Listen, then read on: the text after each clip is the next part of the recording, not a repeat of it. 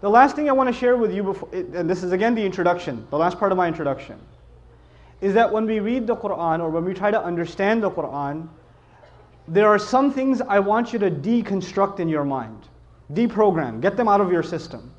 The first of those things is this is a book for knowledgeable people.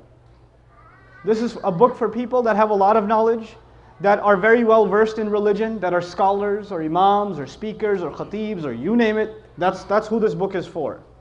I want you to let this out of your mind, that when you read the Quran you're thinking, this book is a very academic kind of exercise. Oh, it's a religious, spiritual text. I don't even want you to think about it like that first. You know what I want you to think about it like? You know, when you have a real problem, a lot of us have problems. We have family problems, we have marriage problems, we have problems with our in-laws, but you say that's normal, right? So there's a problem with our in-laws. Some of you have problems with your kids. Some kids have problems with their parents. Friends have problems with each other. Some of you have problems at work. Some of you have problems in business. We have all kinds of problems. And when people have really bad problems, you know what they do? They go talk to a friend. Man, can I talk to you? This thing is really bothering me. And you call a friend and you're on the phone with them for an hour talking about your problem, right? This is what most of us do. And hopefully people you talk to about your problems are in your family. But for most of us the problem is the family, so you got to find somebody else, right? And this gave birth to really a gigantic scam industry, even though there are some very legitimate psychologists out there, but a lot of therapists are just crooks. They'll call you over, charge you $350 an hour and say, tell me how you feel. Tell me about your problems. And you'll talk about your problems for an hour, and at the end of that they'll say, do you feel better? I'll say, no, you're supposed to tell me something. I was like, no. My way of getting you to feel better is to talk about your problems. But you know, when we talk to Allah about our problems, then He gives us counsel. He gives us therapy. He gives us advice. That's what the Quran is supposed to be. When you're having problems, and all of us do have problems, the Quran is supposed to be Allah giving you and me very relevant advice for my life and your life. It's a personal relationship. It's not an academic relationship. It's not this superficial kind of relationship. First and foremost, it's a personal relationship. And when Allah is giving instructions, even when He's telling stories of the past, you're supposed to not be thinking only about the past. What should you be thinking about? Yourself. I'll give you one example of that and I'll go on. I'll give you a scary example of that. Not only should the Muslim be thinking about himself when he's listening to the Quran says or teaches us that even the kafir, the one who hates the message of the Quran, the one who disbelieves in the message of the Quran, when they listen to the Quran, even they shouldn't be thinking about the past, they should be thinking about themselves. Where did I get this from? I told you 2 surahs mention a lot of stories of previous prophets. Which 2 surahs did I highlight today? Hud and Shu'ara, right? 11 and 26. And Surah Hud once again.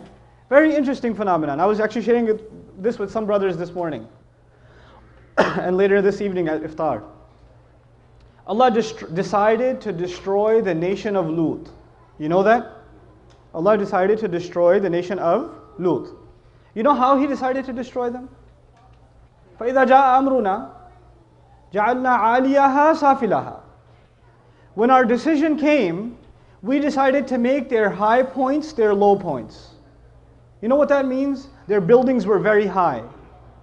And Allah said some kind of earthquake, tornado, hurricane, whatever He sent, but those buildings started caving in. The roofs, the ceilings started collapsing. And the buildings are falling apart because of these earthquakes that are coming on this nation. You know what happens when earthquakes happen, right? What are you supposed to do in an earthquake? You're supposed to get out of the building. Especially if it's a minor earthquake, stand underneath the doorways, right? Stand underneath the strong construction. But if it's a major earthquake, get out of the building, be outside. Allah says everything that was high was made low. Not a tree is standing, not a roof is standing, everything's destroyed.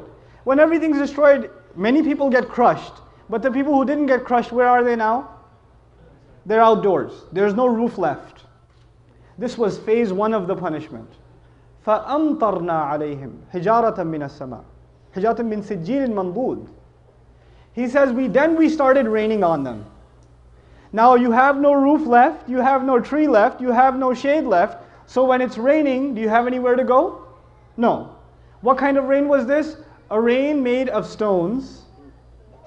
And then he adds the word mambud, which means, and I think you guys in Houston can appreciate this. You ever heard of this thing called flash floods? Right? The rain comes like a slap, like kush. And then you say, okay, it's done. And then 2 seconds later, another slap, like kush.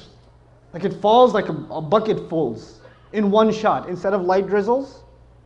Allah says the stones would come from the sky, one big smack. And you would think it's done. Then another layer, then another layer, then another layer. You know, I was giving the younger guys examples because they play a lot of Modern Warfare or whatever else. It's like, brrr, brrr. It's like that. You know, reload and then again, reload and then again, reload and then again. It kept on coming like that. And then the next ayah tells us something even more scary. It says, musawwamatan. Musawwamatan. Every single pebble had been branded, like it had the criminal's name on it. You know how in sniper fire you target very specifically? Every single bullet that Allah sent from the sky was told, this is who you're going to hit, this is where you're going to hit him. Exact targeting. First Allah brought the targets out of the houses. Because if they were still inside the house, you can't hit them.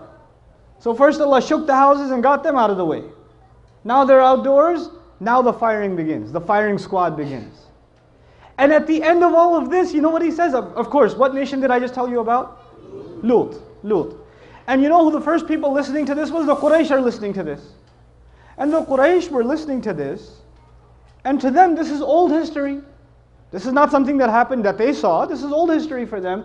Allah says in the same ayah, وَمَا هِيَ لِلظَّالِمِينَ بِبَعِيدٍ. Watch out.